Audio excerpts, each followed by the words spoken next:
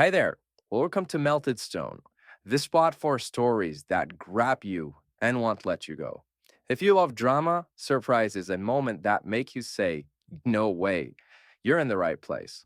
Subscribe and dive into tales full of twists, bold moves, and endings you'll remember. This is Melted Stone. Hit the bell and let's get the story rolling.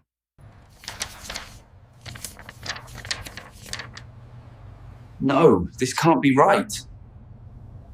The first thing you need to understand about betrayal is that it doesn't announce itself with dramatic music or slow motion effects. It arrives wearing your wife's favorite perfume and carrying a bag of cocaine that isn't yours. I was folding laundry when the door exploded inward. 3 officers, badges gleaming, voices barking commands I couldn't process. My brain kept focusing on the stupidest details: how the lead cop's mustache needed trimming, how my wife Sarah's silk blouse had fallen from my hands onto the dirty floor. David Matthews, you're under arrest for possession with intent to distribute, the mustached officer announced. I looked at Sarah, expecting confusion to mirror my own. Instead, I found something else entirely. She was crying, but her tears were too perfect, too precisely timed, like she'd been practicing. I don't understand, I said, which was true. There's been a mistake. The mistake, I would later learn, was trusting the woman who'd promised to love me until death did us part. Turns out she'd settled for a different kind of death, the kind where your soul gets buried while your body keeps walking around.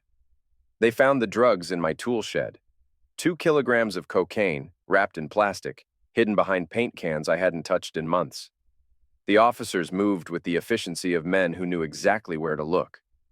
As they cuffed me, I caught Sarah wiping her eyes with tissues that came away completely dry. "How could you do this to us?" she whispered, and I almost believed the performance. Almost. The real tell came when they loaded me into the patrol car. Through the rear window, I watched Sarah pull out her phone. She turned away from the neighbors gathering on our lawn, thinking she was out of sight.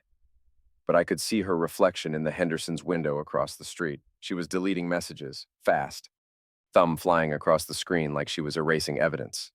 That phone blinked faster than my life did when they cuffed me. The arraignment was a joke with a punchline I didn't understand yet. My lawyer, Gina Roth, was competent but outgunned. The prosecutor painted me as a suburban drug dealer using my accounting practice as a front.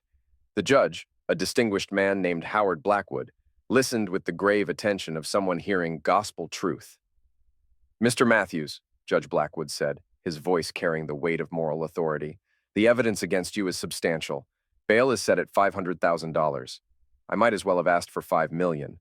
Sarah had already frozen our joint accounts, claiming she needed to protect herself from my criminal activities. Smart move. Cold, but smart. From county lockup, I called Sarah 3 times. She never answered. The 4th time, a man picked up. "Hello?" The voice was older, refined, familiar. "Who is this?" I asked. "I think you have the wrong number," he said, and hung up. I knew that voice. I'd heard it in court, pronouncing judgment on my life. Judge Howard Blackwood. Prison is supposed to be about rehabilitation, but mostly it's about education. I learned things I never wanted to know: how to sleep with one eye open, how to make a weapon from a toothbrush, how to read the subtle language of violence that keeps you alive. But the most important lesson came from Kevin Price, my cellmate. Kevin was a drug dealer from the South Side, doing 5 years for distribution. Unlike me, he actually belonged here. "You got that look," Kevin said one evening as we sat in our 8x10 concrete home. "Like you're planning something." "What look?" "The look of a man who's been screwed and finally figured out who did the screwing." He wasn't wrong. I'd been thinking about Sarah's tears, about Judge Blackwood's voice on my phone, about the way the officers knew exactly where to look for drugs I'd never seen before. "You want some advice?" Kevin asked. "Whatever you're planning, think bigger. People who betray you don't deserve small revenge." 3 months into my sentence, I got a visitor. Not Sarah. She'd made it clear through her lawyer that she was filing for divorce. My visitor was Sam Doyle, a retired police detective turned private investigator. Gina Roth had hired him to look into my case.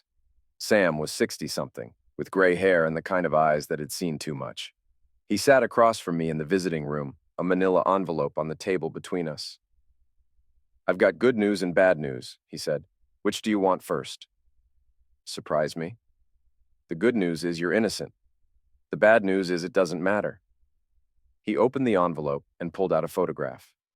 It showed Sarah and Judge Blackwood in what appeared to be a hotel room. She was naked, straddling him, her head thrown back in obvious pleasure. "When was this taken?" I asked. "2 weeks before your arrest." "But that's not the interesting part." He pulled out more photos. Sarah entering the same hotel. Sarah leaving the hotel. Sarah meeting with a man I didn't recognize in a parking garage. "That's Tony Marchetti," Sam explained. "He's a small-time dealer with connections to some very big-time people. According to my sources, your wife paid him $5,000 for 2 kilograms of cocaine to plant in my shed. That's my working theory. But here's where it gets interesting. The money came from an account Judge Blackwood opened for her. He's been paying her bills, her car payments, even her gym membership." I stared at the photos, feeling something cold and hard settling in my chest. How long has this been going on? At least 6 months. Probably longer. "And you can prove this?" Sam smiled grimly. "I can prove some of it, but proving it won't get you out of here. Blackwood's got too much power, too many connections. Besides, these photos? They're inadmissible. I obtained them through, let's call it creative surveillance. So what's the point? The point is that you know the truth. What you do with that knowledge is up to you." I studied the photos again. Sarah looked happy, happier than I'd seen her in years. Judge Blackwood looked satisfied, like a man who'd just eaten a particularly good meal. "There's something else," Sam said. "I've been tracking their movements. Every Tuesday and Thursday, they meet at the Marriott downtown. Every Saturday, they have dinner at Romano's. And every Sunday, they attend church together." Church? Blackwood's a pillar of the community, married to his college sweetheart for 30 years. 2 kids, both lawyers. Sarah's been attending services with them, playing the role of the grieving wife seeking spiritual guidance. The irony was perfect. While I rotted in a cell, my wife was playing house with the man who'd put me here. And they were doing it under the cover of Christian redemption. "What do you want me to do with this information?" I asked. "That depends. How patient are you?" "I've got 18 months left on my sentence. I'm learning patience." "Good. Because the best revenge is the kind that takes time to develop, like a fine wine." That night, I lay in my bunk staring at the ceiling. Kevin was snoring on the bunk below, but I couldn't sleep. I kept thinking about Sarah's performance the day they arrested me. The perfect tears, the shocked expression, the way she'd held my hand in the courtroom and promised to wait for me. All of it lies. I thought about Judge Blackwood's voice on my phone, the casual way he'd dismissed me, like I was nothing. A joke he'd already told and forgotten. But the biggest joke was on them. They thought they'd destroyed me, but they'd actually done something much more dangerous. They'd educated me. I spent the next year learning everything I could about Howard Blackwood, his career, his cases, his reputation. He was known for being tough on crime, especially drug crimes. The newspapers called him Iron Judge for his harsh sentences. He'd been on the bench for 15 years, appointed by a governor who'd since been indicted for corruption. But Blackwood had survived every scandal, every investigation. He was careful, smart, and protected by a network of powerful friends. At least that's what he thought. Sam visited me once a month, always with updates. Sarah had moved into a townhouse downtown, paid for by a shell corporation traced back to Blackwood's wife's business interests. She'd started working as a consultant for a legal firm that did business with Blackwood's court. Her salary was 3 times what she'd made at her previous job. "She's living the dream," Sam told me during one visit. "New car, new clothes, new life. She's even got a new crowd of friends, all wives of judges and lawyers." And Blackwood? Still married, still playing the family man. But he's been taking more risks lately, staying out later, taking longer lunches. His wife's starting to notice. "How do you know?" "Because I've been watching her too. Last week, she hired a private investigator to follow him." I smiled for the first time in months. "Not you?" "No, but I know the guy. He's good, but not that good. He'll find evidence of the affair, but he won't dig deep enough to find the real corruption." "What real corruption?" Sam leaned forward. "Blackwood's been fixing cases for years, not just yours. He's got a whole network. Prosecutors, defense attorneys, bail bondsmen. They funnel money through various shell companies, and Blackwood delivers the verdicts they want. Can you prove it? I'm working on it, but it's going to take time, and it's going to take someone on the inside. Someone like me? Someone like you. When you get out, you'll be angry. You'll want revenge. People will expect that. But what they won't expect is patience. What they won't expect is you playing the long game. That night, I called Sarah. She answered on the third ring. David? Her voice was cautious, like she was afraid someone might be listening. Hello, Sarah.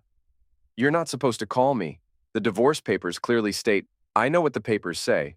I signed them. Then why are you calling? I wanted to hear your voice. I wanted to remember what it sounded like when you lied to me. Silence. I never lied to you, David. I loved you. I still... Stop. Just stop. I know about Blackwood. I know about the hotel. I know about the money. Her breathing changed. Faster, shallower. I don't know what you're talking about. The Marriott downtown, every Tuesday and Thursday. You're quite the actress, Sarah. Almost had me fooled. David, please, it's not what you think. It's exactly what I think. You and your boyfriend set me up. You planted drugs in my shed and sent me to prison so you could live your perfect little life. That's not true. I would never... The truth is, Sarah, I don't care anymore. I used to be your husband. Now I'm the punchline you share with a man in robes. I hung up before she could respond. The next month, Sam brought me a newspaper clipping. Small item, buried on page 6. Judge's wife files for divorce. The article was brief but devastating. Margaret Blackwood was citing irreconcilable differences, but court documents mentioned adultery and financial impropriety. She found out? I asked. She found out, but that's not the interesting part. The interesting part is what she found out. Sam pulled out a folder thick with documents. Margaret Blackwood hired a forensic accountant to trace her husband's assets. She found bank accounts he'd never told her about, real estate investments in shell companies, cash payments from sources she couldn't identify. How much?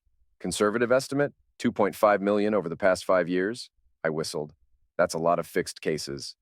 That's just the beginning. Margaret's lawyer is a barracuda named Patricia Chen. She's not just going after Blackwood in divorce court, she's talking to the FBI. The FBI? Public Corruption Unit. They've been watching Blackwood for months, but they couldn't get anyone to flip. Now they've got a scorned wife with access to 30 years of financial records. What does this mean for me? It means you might get out early. If the FBI can prove Blackwood was corrupt, every case he presided over gets reviewed, including yours. And if I don't get out early, then you stick to the plan. You get out in 6 months, and you make them pay in ways the law can't touch. The law, as it turned out, worked faster than expected. 3 months later, Gina Roth walked into the visiting room wearing the biggest smile I'd ever seen. Pack your things, she said. You're going home. What happened? Howard Blackwood was arrested this morning. Racketeering, bribery, obstruction of justice. The FBI raided his house, his office, and his courtroom. They found evidence of corruption going back 15 years. What kind of evidence? The kind that makes your case disappear. All charges dropped, complete exoneration. And the best part? The state's paying damages. How much? $2 million plus legal fees. I sat back in my chair, trying to process it. What about Sarah? What about her? She's not your problem anymore. But she is. She's the one who started this whole thing. Gina's smile faded. David, you need to be careful. Blackwood's arrest is going to be big news. Sarah's going to be in the spotlight. If something happens to her now, you'll be the obvious suspect. I'm not going to hurt her. Good, because the FBI is going to want to talk to you. They're building a case against everyone in Blackwood's network. That includes Sarah. She's going to be arrested? Probably. Conspiracy, bribery, maybe accessory to false imprisonment. She's looking at serious time. I thought about Sarah in an orange jumpsuit, sitting in a cell like the one I'd called home for 18 months. The idea should have given me satisfaction, but mostly I felt empty. When do I get out? I asked. Tomorrow morning. I'll pick you up at 8. That night, I lay in my bunk thinking about freedom. In 18 months, I'd become a different person. Harder, colder, more patient. I'd learned to think several moves ahead, to see patterns other people missed. Kevin was being released the same day. Different time, different circumstances, but the same outcome. 2 men walking away from a system that had tried to break them. You know what the secret is? Kevin asked as we packed our few possessions. The secret is not letting them see you coming. They expect you to be angry, to want immediate revenge. But the smart play is to wait. Let them think they've won. Let them get comfortable. And then? Then you remind them that some debts can't be paid with money. The outside world felt strange after 18 months. Colors seemed too bright, sounds too loud. Gina drove me to a hotel downtown, where I'd booked a room under a false name.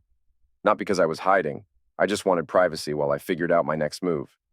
The first thing I did was call Sam Doyle. "Welcome back to the world," he said. "How does it feel?" "Like putting on clothes that don't fit anymore." "What's the situation with Blackwood?" "Federal detention, no bail. His lawyers are trying to work out a plea deal, but the government's not interested. They want to make an example of him." "And Sarah?" "Arrested yesterday. Conspiracy charges. Her lawyer's trying to paint her as a victim, but the evidence is pretty damning." "What evidence?" "Phone records showing she was in contact with Blackwood for months before your arrest. Financial records showing she received money from him. Security footage from the hotel where they conducted their affair." "Where is she now?" "County lockup. Same place you started your journey. Ironic, isn't it?" It was more than ironic. It was poetic justice. But it wasn't enough. Sarah had destroyed my life, turned me into a criminal, sent me to prison. Her facing charges was just the beginning. I spent the next week studying the situation. Sarah's bail had been set at $200,000, money she no longer had access to since Blackwood's accounts were frozen. Her family had money, but not that kind of money. She was stuck. Her lawyer was a public defender named James Morrison, overworked and underpaid. He was competent, but he wasn't equipped to handle a case this complex. Sarah was going to need better representation if she wanted to avoid serious prison time. That's when I had my first brilliant idea. I called Morrison's office and made an appointment. When I walked into his waiting room, I was just another potential client. He didn't recognize me. Why would he? "Mr. Matthews," Morrison said, checking his notes. "You're interested in hiring me for a criminal defense case?" "Actually, I'm interested in hiring you for my ex-wife's case." His head snapped up. "Your ex-wife?" "Sarah Matthews. She's your current client." Morrison's face went pale. "I don't think I can discuss—" "I'm not asking you to discuss anything. I'm asking you to represent her to the best of your ability." "I don't understand." "I want to pay for her defense. Private counsel, investigators, expert witnesses, whatever it takes." "Why would you want to help the woman who framed you?" "Because I want her to have hope. I want her to believe she might actually beat these charges. I want her to think she's smarter than the system." Morrison stared at me for a long moment. "And then?" "And then I want to watch her realize she's not." He turned down my offer, of course, ethics rules and all that. But I'd planted the seed. Morrison would think about our conversation, and eventually, he'd find a way to rationalize accepting help from a third party. Meanwhile, I had other plans to set in motion. The first was finding out everything I could about Sarah's new life. Sam had given me addresses, phone numbers, social media accounts. I knew where she worked, where she lived, who she spent time with, but I wanted to understand her routine, her weaknesses, her fears. I rented a small apartment across the street from her townhouse, not to watch her, she was in jail, but to watch her friends. Sarah had cultivated a new social circle during my imprisonment, mostly wives of lawyers and judges. They'd rallied around her when Blackwood was arrested, organizing fundraisers and support groups. They had no idea what Sarah had really done. I started attending the same gym Sarah had used, the same coffee shop, the same grocery store. I became a familiar face in her world, just another anonymous person in the background. The second phase of my plan required patience. I needed to wait for Sarah to make bail, to return to her life, to start rebuilding her reputation. Only then could I begin the real work. Sam called me with regular updates. "She's going to plead not guilty," he told me. "Morrison's filing motions to suppress evidence, claiming entrapment and prosecutorial misconduct. Will it work? Probably not. But it'll buy time. And time is what she needs to raise money for a better lawyer. How much time? 6 months, maybe more. The federal system moves slow." 6 months. That was perfect. It gave me time to plan, to prepare, to build something truly spectacular. I spent those months learning everything I could about Sarah's friends, her family, her professional network. I studied their habits, their secrets, their vulnerabilities. I found out who was having affairs, who was embezzling money, who was struggling with addiction. Information is power, and I was collecting it systematically. The breakthrough came when I discovered that Sarah's sister, Janet, was stealing money from the charity she ran. It was small amounts, spread over months, but it was enough to destroy her reputation and land her in prison. I could have exposed Janet immediately, but that would have been wasteful. Instead, I documented everything and waited. Sarah finally made bail on a cold Tuesday morning in December. I watched from my apartment window as she climbed out of a taxi, looking thin and scared. She'd lost weight in jail, and her hair had grown out, revealing gray roots she'd always been careful to hide. She stood on the sidewalk for a moment, staring at the townhouse that had been her reward for betraying me. Then she squared her shoulders and walked inside. That night, I called her. "Hello, Sarah." "David, how did you get this number?" "I have my ways. Welcome home." "What do you want?" "I want to talk, face to face." "I don't think that's a good idea." "I think it's a wonderful idea. How about Romano's? Saturday night, 8 o'clock?" Romano's was the restaurant where she'd eaten with Blackwood every Saturday night during my imprisonment. The irony wasn't lost on either of us. "I can't. My lawyer says I'm not supposed to have contact with you." "Your lawyer says a lot of things, but he's not very good at his job, is he?" "What's that supposed to mean?" "It means you're going to prison, Sarah. The evidence against you is overwhelming. You need help." "I don't need help from you." "Actually, you do, because I'm the only person who can give you what you really need, which is forgiveness."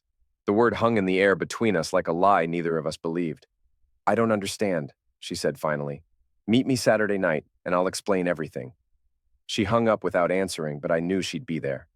Sarah had always been predictable in her selfishness. Saturday night arrived with the first snow of winter. I got to Romano's early and took a table in the back, where I could watch the entrance. The restaurant was busy, filled with couples celebrating anniversaries and families enjoying dinner together. Sarah arrived 10 minutes late, looking nervous and overdressed. She'd put on makeup to hide the effects of her time in jail, but nothing could hide the fear in her eyes.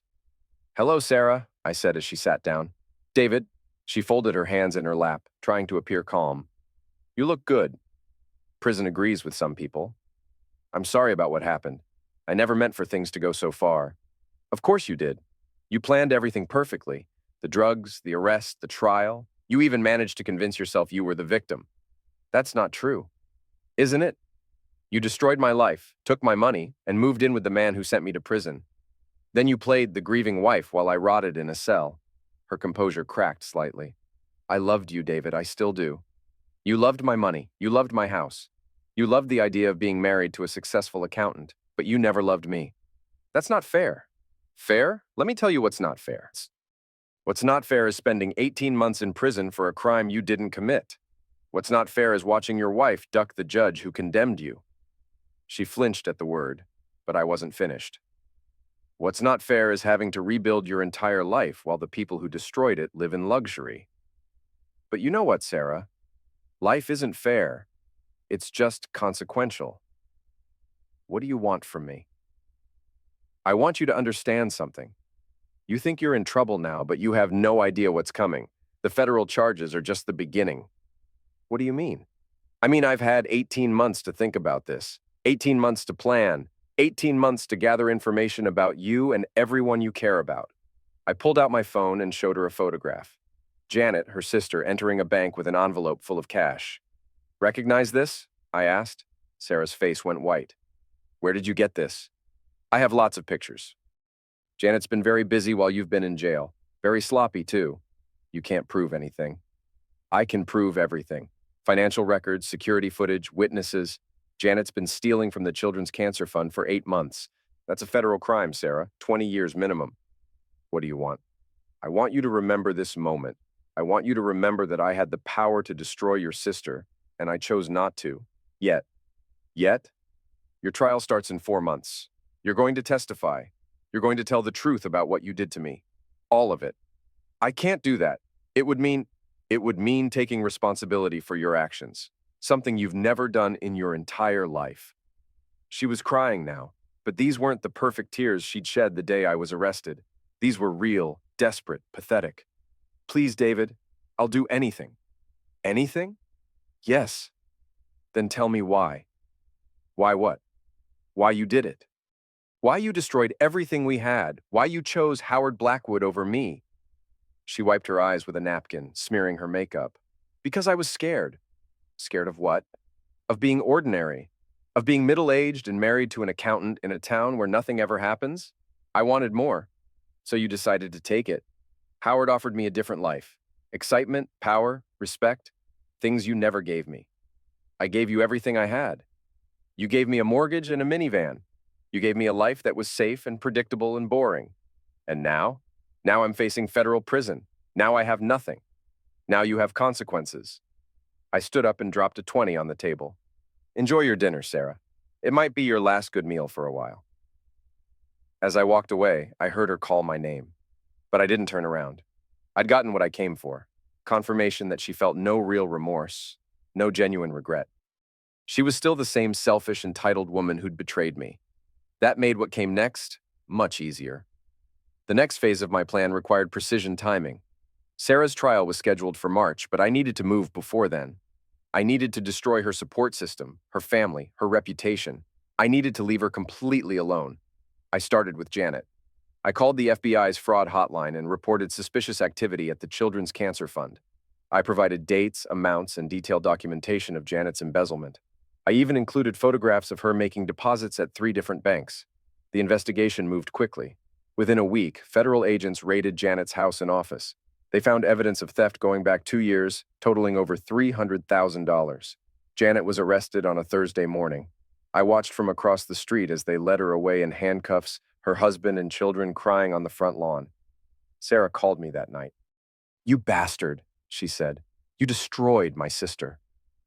I didn't destroy anything. I just revealed what was already there. Janet has children, a family. So did I. That didn't stop you from framing me. This is different. No, it's not. It's exactly the same. Actions have consequences, Sarah. You taught me that. What do you want? Money? I don't have any, but I don't want your money. I want you to understand what it feels like to lose everything because of someone else's choices. Please, David, I'm begging you. Did you beg Howard Blackwood not to send me to prison? Did you beg him to show mercy? She hung up without answering. But Janet was just the beginning. I had information on dozens of people in Sarah's circle: affairs, financial crimes, professional misconduct. I could have destroyed them all immediately, but that would have been wasteful. Instead, I waited. 2 weeks later, I leaked information about Judge Martinez, one of Blackwood's closest friends. Martinez had been taking bribes from defense attorneys, fixing cases in exchange for cash payments. The evidence was overwhelming, and his arrest made national news. The following week, I exposed a prosecutor who'd been selling information to defense attorneys. The week after that, a bail bondsman who'd been laundering money for drug dealers. One by one, I dismantled the entire network of corruption that had destroyed my life. Each arrest made headlines. Each scandal rocked the legal community.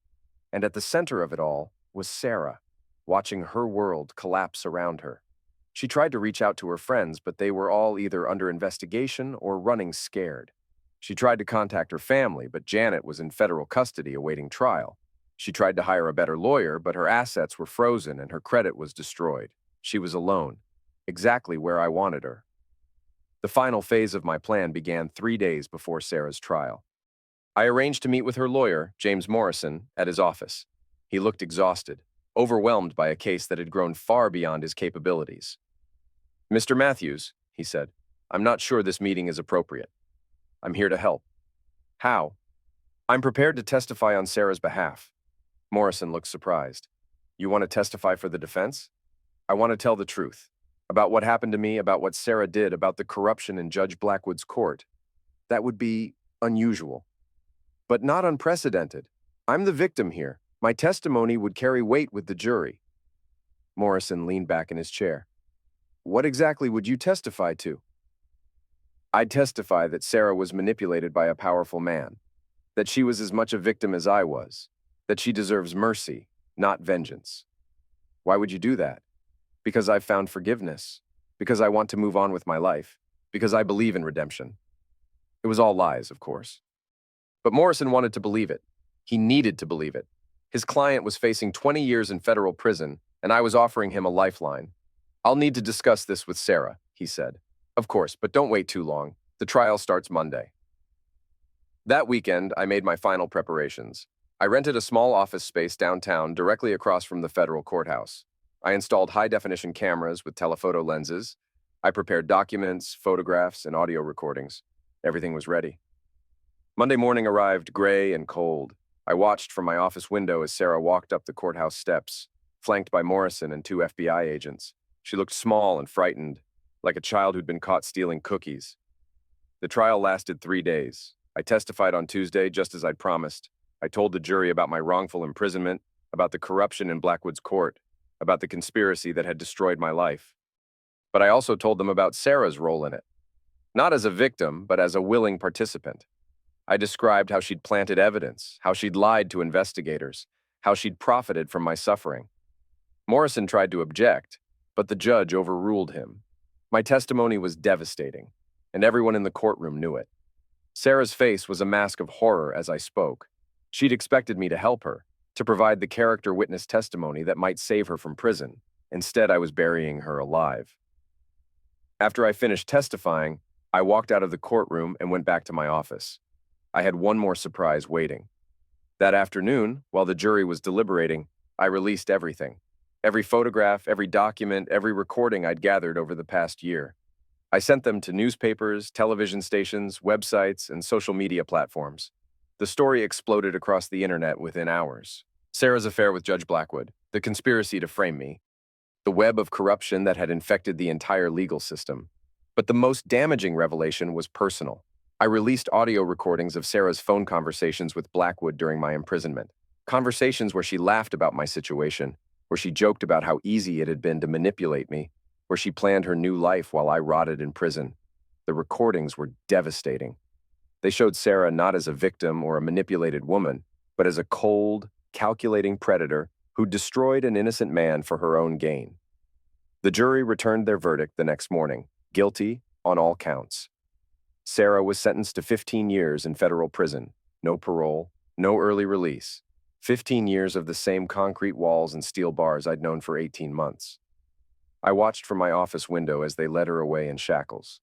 She looked up at my building, and for a moment our eyes met. I raised my hand in a small wave, and she understood. I was the joke once. Now I wrote the punchline. But I wasn't finished yet. That evening, I drove to Romano's restaurant, where Sarah and I had met for our final conversation. I ordered a bottle of wine and sat at the same table where she'd tried to manipulate me one last time. My phone buzzed with a text message. It was from Kevin, my former cellmate. "Saw the news. Looks like you got your revenge. How does it feel?" I thought about his question as I sipped my wine. How did it feel? It felt like justice. It felt like balance. It felt like the universe had finally corrected itself. But mostly it felt empty. I'd spent 2 years planning Sarah's destruction. I'd methodically dismantled her life, her family, her future. I'd exposed her crimes, her lies, her betrayals. I'd sent her to prison for longer than I'd served myself. And now it was over. I finished my wine and walked outside into the cold night air. Snow was falling again, covering the city in pristine white. Tomorrow, I'd start rebuilding my life. I'd use the settlement money to open a new accounting practice. I'd buy a house, maybe find someone who wouldn't betray me for a better offer. But tonight, I had one last piece of business to attend to. I drove across town to the federal detention center where Sarah would spend her first night as a convicted felon. The building was ugly and imposing, surrounded by razor wire and floodlights, just like the county jail where I'd begun my own journey into hell. I parked across the street and sat in my car, watching the windows. Behind one of those windows, Sarah was probably crying. Real tears this time, not the performance she'd given the day I was arrested. My phone rang. It was Sam Doyle. "I saw the news," he said. 15 years. That's a long time. Not long enough? You got what you wanted. She's going to prison. Her sister's going to prison. Blackwood's going to prison. The whole network's been exposed. I know. So why don't you sound satisfied? I thought about his question. Because revenge is like a drug. It feels good while you're planning it, but the high doesn't last. What are you going to do now? I'm going to disappear, change my name, move to another state, start over completely. That's probably smart. This story is going to follow you for a while. I don't care about the story. I care about being free. You are free. You were exonerated. You got your settlement. You got your revenge. No, Sam, I got justice. There's a difference. I hung up and started the car. As I drove away from the detention center, I thought about the past 2 years. The pain, the anger, the careful planning, the methodical destruction of everyone who'd wronged me. It had been necessary. It had been justified. But it had also changed me into someone I didn't entirely recognize. The old David Matthews would have forgiven Sarah. He would have moved on, found a new life, maybe even wished her well. but that David Matthews had died in a county jail cell, killed by betrayal and replaced by something harder, something that could plan a 2-year revenge campaign without losing a single night's sleep. I drove to my apartment and packed my few belongings. I'd already arranged to sell the place, just like I'd arranged to sell everything else that connected me to my old life. Tomorrow, I'd fly to Denver and become someone else entirely. But first, I had one more call to make. Sarah's mother, Helen, answered on the second ring. David, is that you? Hello, Helen. I saw the news about Sarah's sentence. I can't believe I can. I lived through what she did to me. But 15 years. She's my daughter, David. She made mistakes, but she's still my daughter. She didn't make mistakes, Helen. She made choices, and choices have consequences. How can you be so cold? Because I had to be. Because if I wasn't cold, I would have gone insane in that prison cell, thinking about what she did to me. She loved you once. No, she didn't. She loved the idea of me. She loved my money, my house, my respectability, but she never loved me. What do you want me to say, David? I want you to understand something. I could have destroyed you too. I could have exposed your husband's tax evasion, your son's drug dealing, your own shoplifting conviction from 20 years ago. I had the information. I had the power. Why didn't you? Because you weren't part of the conspiracy. You didn't frame me. You didn't send me to prison. You were just a mother who loved her daughter and couldn't see what she really was. Helen was crying now. She's going to die in prison. 15 years. She'll be an old woman when she gets out. She'll be 53. Still young enough to have a life if she chooses to make better decisions. How can you be so calm about this? Because I spent 18 months learning patience. I spent 2 years planning justice, and now it's finished. What happens now? Now I disappear. I become someone else. I start over in a place where no one knows my name or my story. And Sarah? Sarah gets to live with the consequences of her choices, just like I had to live with the consequences of trusting her. I hung up and finished packing. The apartment looked strange without my belongings, like a stage set after the actors had gone home. I'd lived here for almost a year, planning my revenge, gathering my evidence, preparing for Sarah's destruction. Now it was over. I thought about writing a letter to Sarah, something she could read in her cell during the long nights ahead. But what would be the point? She knew what she'd done. She knew why she was being punished. She knew I was the one who'd orchestrated her downfall. A letter would just be cruelty disguised as closure. Instead, I drove to the cemetery where my father was buried. He'd died while I was in prison, and I'd missed the funeral. Sarah had attended, playing the grieving daughter-in-law while screwing the man who'd stolen my freedom. I stood at his grave in the falling snow, thinking about the lessons he'd taught me. Honesty, integrity, the importance of doing the right thing even when it was difficult. I'm sorry, Dad, I said to the headstone. I'm sorry I became someone you wouldn't recognize, but I'm not sorry for what I did to them. They had it coming. The wind picked up, scattering snow across the cemetery. I pulled my coat tighter and walked back to my car. Tomorrow, I'd fly to Denver and become Michael Thompson, an accountant from Phoenix looking for a fresh start. But tonight, I was still David Matthews, the man who'd been betrayed, destroyed, and rebuilt himself into an instrument of justice. I drove through the city one last time, past the courthouse where I'd been convicted, past the restaurant where Sarah and I had shared our last meal, past the hotel where she'd conducted her affair with Judge Blackwood. All of it was behind me now. As I reached the highway that would take me to the airport, my phone buzzed with a final message. It was from an unknown number, but I recognized the style immediately. You think you've won, but this isn't over. I have friends. I have connections. When I get out, I'll find you. I'll make you pay for what you did to me. S. I smiled and deleted the message. Sarah still didn't understand.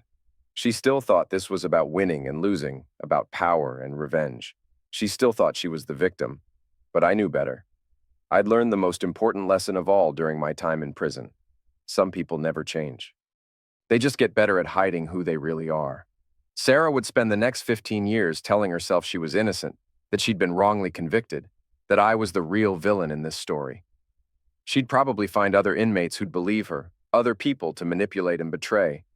But it wouldn't matter, because I'd be gone. I'd be someone else, living a different life, free from the past that had defined me for so long. I reached the airport and parked in long-term parking. As I walked toward the terminal, I thought about the man I'd been 2 years ago. Naive, trusting, willing to believe the best about people even when they showed him their worst. That man was dead.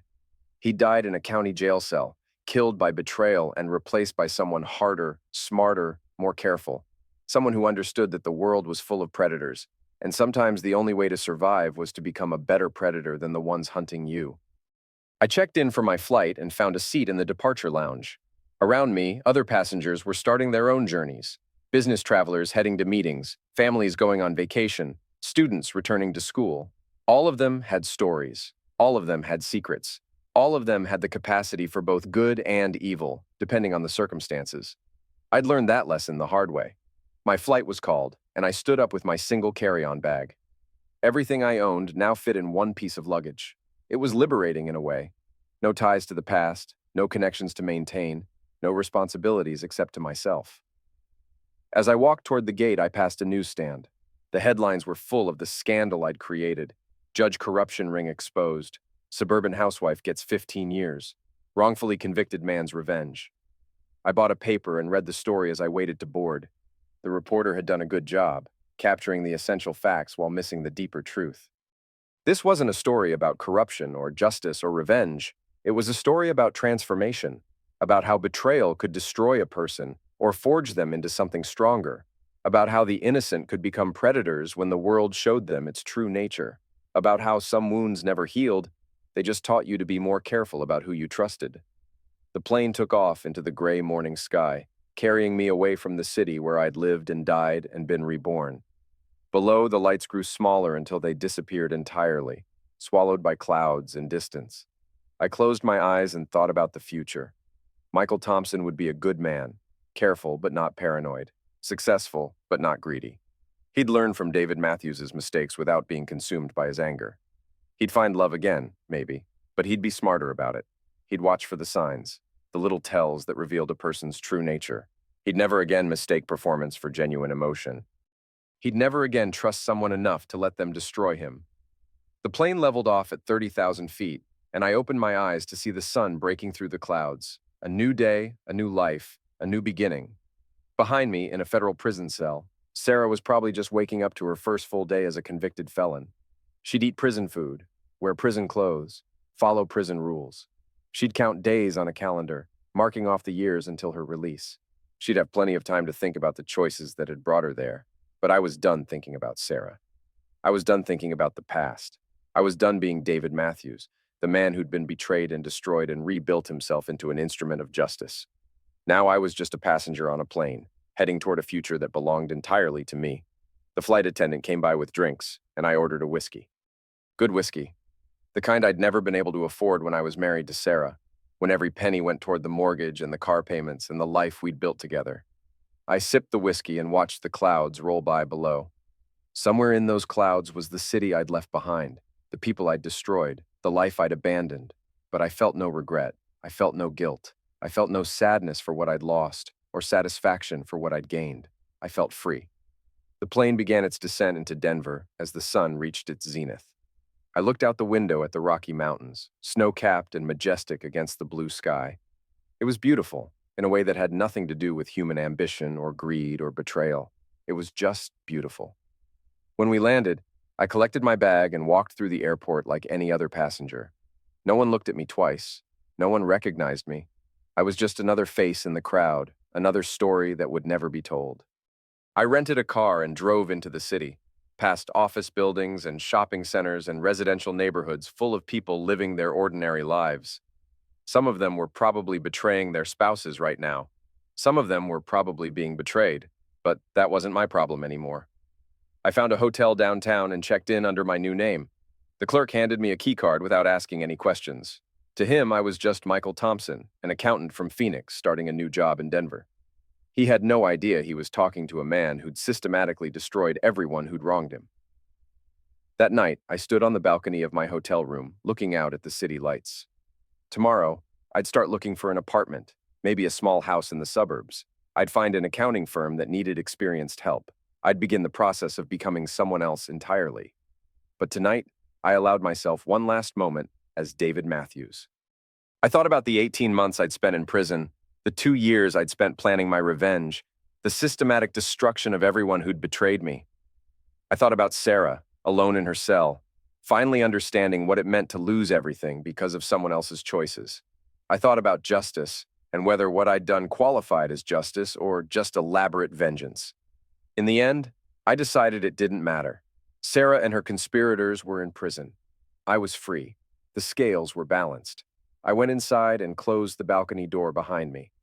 Tomorrow would bring new challenges, new opportunities, new possibilities. But tonight, I was content to be nothing more than a man in a hotel room watching the news and drinking decent whiskey. The story of David Matthews was over. The story of Michael Thompson was about to begin. And somewhere in between those two stories, I'd found something I'd never expected to find: peace. I turned off the television and went to bed. For the first time in 2 years, I slept without dreaming of revenge. The end.